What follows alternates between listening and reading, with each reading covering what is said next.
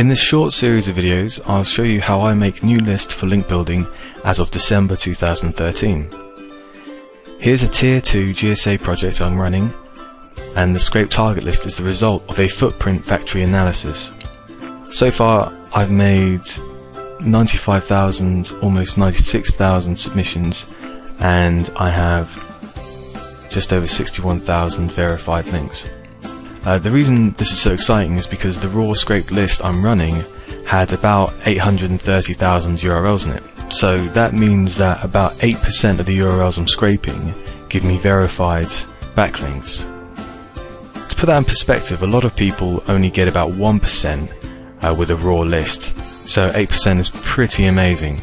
Fortunately, I did record a lot of the process I followed in order to get here, and the rest of the tutorial is made up of different recordings I've made along the way. Here are some of the results I've got from using this strategy.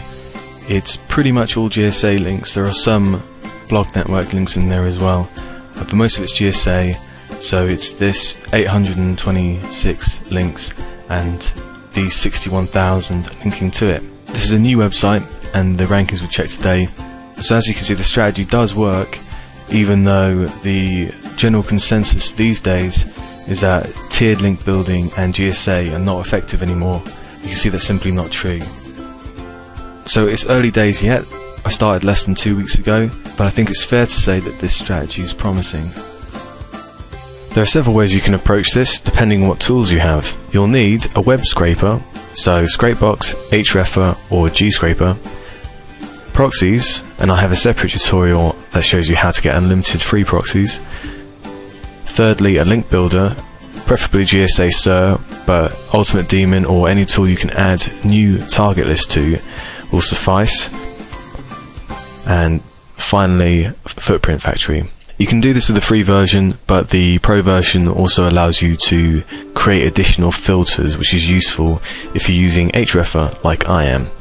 So what I'm using is Hreffer, 300 free proxies, GSA SIR and Footprint Factory Pro.